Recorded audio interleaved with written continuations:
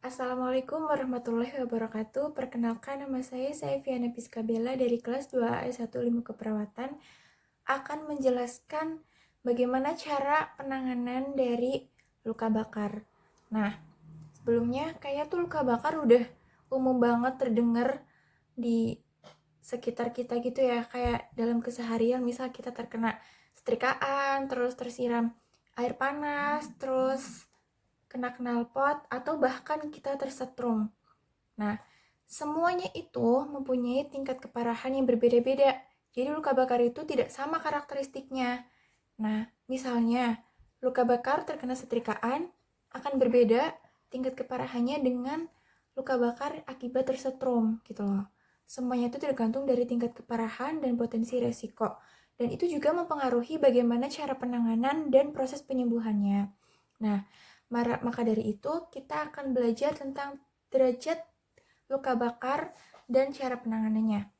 Oke, cara penanganan uh, luka bakar itu seperti yang tadi saya bilang tergantung pada tingkat keparahannya gitu loh. Jadi di sini luka bakar itu dibagi menjadi 3, derajat 1, derajat 2, dan derajat 3. Mari kita bahas derajat yang 1 dulu. Jadi derajat 1 itu adalah derajat yang paling ringan di antara yang lain.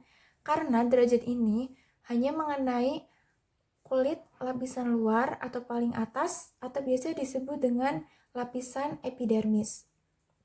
Nah, biasanya ditandai dengan adanya kemerahan, terus bengkak ringan, rasa nyeri yang bisa ditahan, lalu kulit mengering dan mengelupas ketika luka akan mulai sembuh. Gitu loh. Nah, proses penyembuhannya itu pun cukup cepat, antara 7 sampai 10 hari. Tuh. Nah, cara penanganannya cukup mudah dan bisa kalian lakukan secara mandiri di rumah. Yang pertama, kalian harus mengaliri luka menggunakan air dingin selama 5 menit. Dan jangan dikompres menggunakan air dingin karena itu dapat memperparah luka. Lalu, yang kedua, kalian harus minum obat paracetamol atau ibuprofen untuk mengurangi rasa nyeri pada luka tersebut. Yang ketiga, kalian bisa olesi luka menggunakan gel lidah buaya atau krim pendingin untuk menenangkan kemerahan pada kulit. Yang keempat, oleskan salep antibiotik ataupun yang lain, salep yang lain, terserah kalian. Pokoknya salep buat luka bakar dan kalian balut menggunakan kain kasa. Jangan menggunakan kapas. Kenapa? Karena serat-serat kapas dapat menempel di luka dan itu akan memicu terjadinya infeksi. Seperti itu. Lalu kita masuk luka bakar derajat 2. Nah, luka bakar derajat 2 ini dibilang lebih serius daripada yang pertama.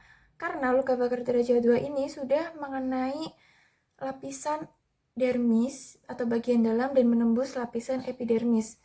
Nah, biasanya pada tahap ini si korban, si orang yang terkena luka bakar akan mengalami kemerahan, kulitnya melepuh, dan sedikit rasa perih.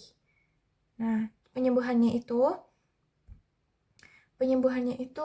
tergantung masing-masing orang, tergantung keparahan dari lepuhannya itu. Semakin parah lepuhannya maka akan semakin lama penyembuhannya. Tapi rata-rata orang yang terkena luka bakar jenis ini akan sembuh dalam waktu 2-3 minggu.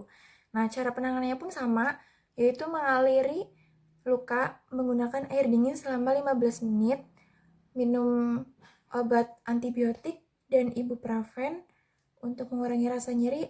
Lalu yang ketiga, jangan menggunakan kapas untuk membalut luka karena itu dapat memicu infeksi.